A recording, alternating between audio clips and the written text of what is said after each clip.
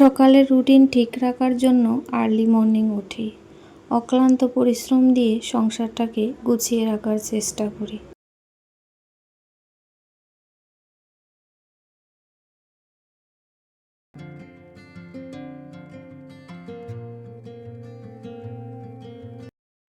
নমস্কার, শুভ সকাল সবাইকে। অনেক স্বাগত আমার পরিবারে। আমি পিঙ্কি ত্রিপুরা থেকে বলছি। আশা করছি সবাই খুব ভালো আছেন, সুস্থ আছেন। আমিও ভালো আছি, তাই আজকে আবারও চলে এলাম নতুন আরেকটি ব্লগের সাথে। তো ঠাকুর ঘর থেকে আজকের ব্লগটা শুরু করছি। ঠাকুর পূজা দিয়ে তারপর চলে এসেছি রান্নাঘরে, আর ওইদিকে রান্নাটাও বসিয়েছি। ডাল ভাতটা আগে, তারপর একটু সকালে খাবার জন্য এখানে ওটস মিল্ক বানিয়ে এনেছি। তো আজকে সকালে চা খাইনি, ভাবছি আগে এটা খাবো, পরে একটু চা বা অন্য কিছু বানাবো। তো এখানে 2-3টে কলা দিয়েছি, খেজুর, বাদাম আর একটু দুধ দিলাম। আর দুধটা একটু কম পড়েছে, সেই জন্য না একটু জল দিয়েছি, মানে দুধটা খুব গাঢ় হয়ে গেছে জাল করতে করতে। তো যাই হোক, ওইদিকে ছেলে আর আমিই খাবো।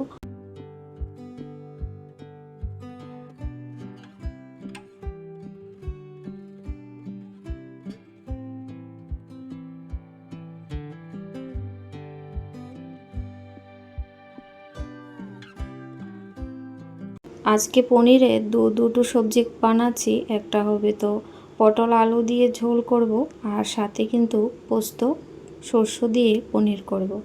আর সাথে ডালটাও কিন্তু আগে করে নিয়েছিলাম, যেহেতু স্কুল আছে তাড়াতাড়ি করে রান্না বান্না করতে হয়। আর আজকে সকালে সেই জন্য টিফিনটা বানানো হয়নি। তো দেখি পরে সময় হাতে থাকলে বানিয়ে নেব। তো যাই হোক, তারপরে এই যে এখানে পনিরটা ভাজা করে নিয়েছি।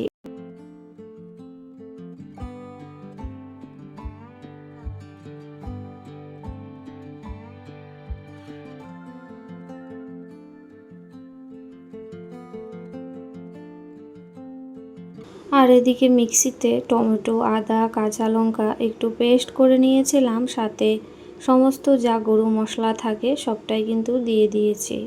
আর মশলাটাকে ভালো করে কষিয়ে নেব। আর সাথে হচ্ছে মশলাটা কষানো হয়ে গেলে আলু পটলটা দিয়ে আর একটু ভাজা ভাজা করব। মানে বেশি নাড়াচাড়া করতে হবে না, যেহেতু ওইগুলো ভাজা করাই আছে। তো যাই হোক, ওইদিকে ভাতের হাঁড়িতে গরম জল বসিয়েছি একটু বেশি করে, সেখান থেকে গরম জলটা হয়েছে পটলের তরকারিতে দিয়ে দেব। তো সব সময় গরম জল দেওয়া হয় না, তাড়াহুড়ার জন্য অনেক সময় হয় কি ঠান্ডা জলই দিয়ে দিই। কিন্তু অনেক সবজিতে আছে গরম জল না দিলে নাই হয়।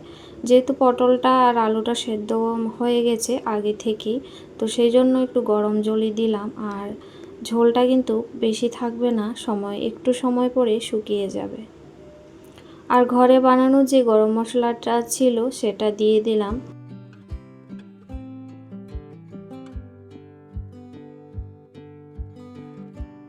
তো এখানে যে পনিরটা করব পোস্ত দিয়ে, সেজন্য পোস্তটা নিয়েছি 2 রকমের।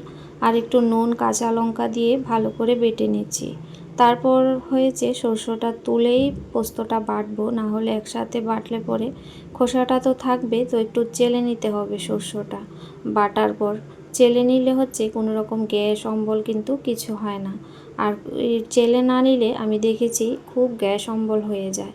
তো যাই হোক, সেজন্য এটাকে আলাদা করেই রাখলাম। এখন কিন্তু পোস্তটা বেটে নেব। তো বাটনায় প্রতিদিনই কিছু না কিছু করতে হয়, যতই মিক্সি ঘোরাই না কেন।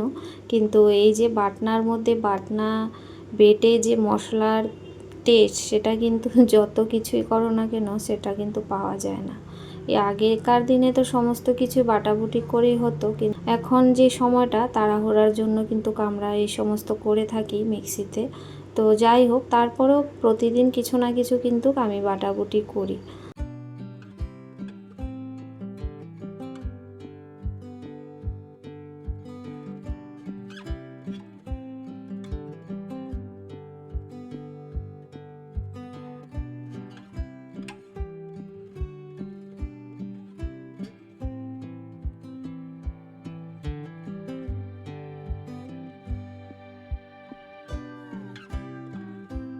তো এটা আমি আমার মতো করেই রান্না করছি। তো যাই হোক, তারপর এখানে কটা কাঁচা লঙ্কা দিয়েছিলাম, তারপর যে শস্যটা দিয়েছি বাটাটা, তারপর পোস্তটাও দিয়ে একটু ভালো করে নাড়াচাড়া করে নিয়েছি।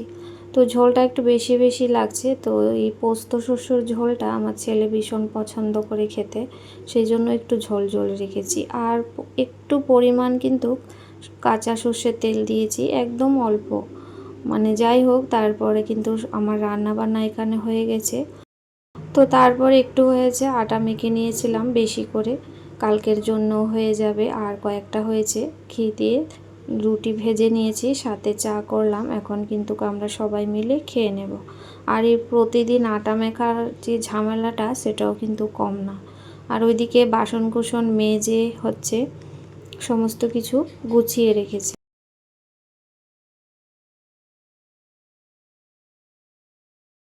তো ওইদিকে সমস্ত কিছু মাজা ঘষা করে তারপর ছেলেকে স্কুলে দিয়ে আসলাম। এসে ঘর দৌড়ের যে অবস্থা কি বলবো।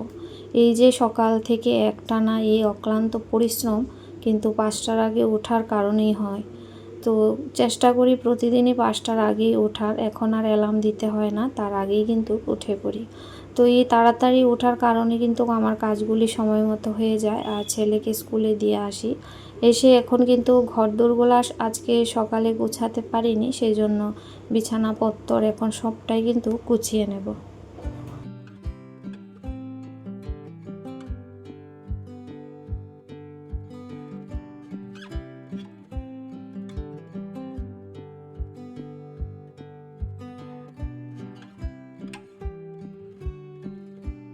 প্রতিদিনের যে সকালটা একইভাবে শুরু করি সেরকম কিন্তু নয়। প্রত্যেক দিন হয়তো বিছানা তুলতে পারি না, কারণ ছেলে ঘুমিয়ে থাকে বা কোনো দিন হয়তো একটু তাড়াহুড়া বেশি থাকে, সেই জন্য বিছানা পড়েই থাকে।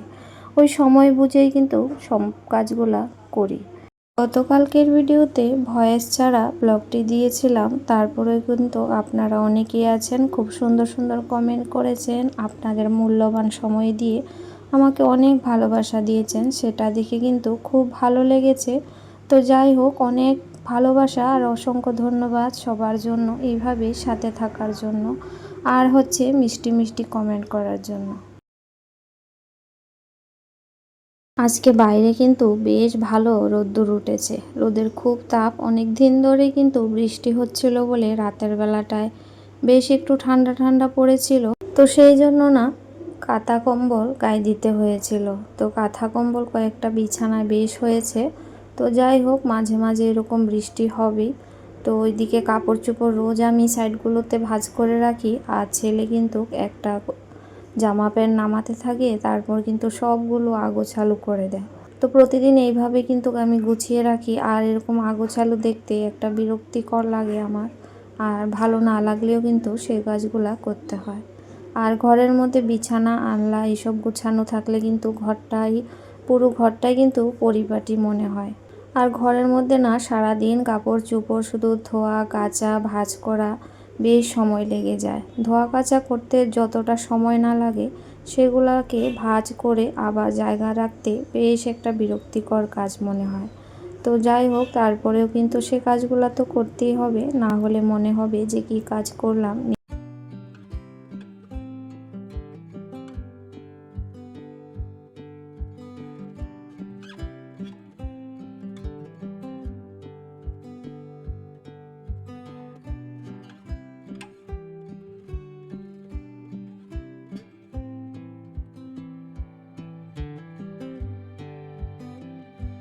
তো প্রত্যেকটা রুম এইভাবেই, মানে কি বলবো, সারা ঘর আগোছালো হয়ে গেছে।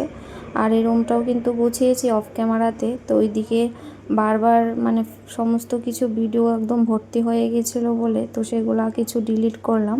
ফাইলটা পুরো ভর্তি হয়েছিল, সেই জন্য ওই সময়টা রেকর্ডিং করা হয়নি।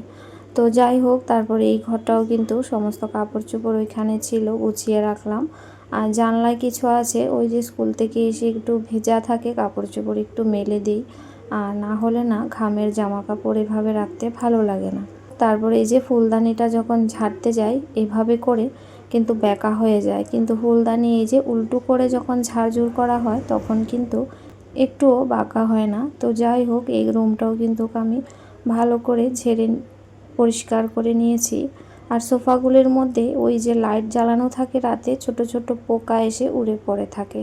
তো সেই জন্যই প্রতিদিন এইভাবে একটু কাপড় চোপড় দিয়ে ঝেড়ে নিতে হয়। তো আজকে আর কলিন দিয়ে টেবিলটাকে মুছলাম না, এইভাবেই হালকা একটা ন্যাকড়া দিয়ে মানে ওই পুরনো একটা গামছা দিয়ে মুছে নিয়েছি।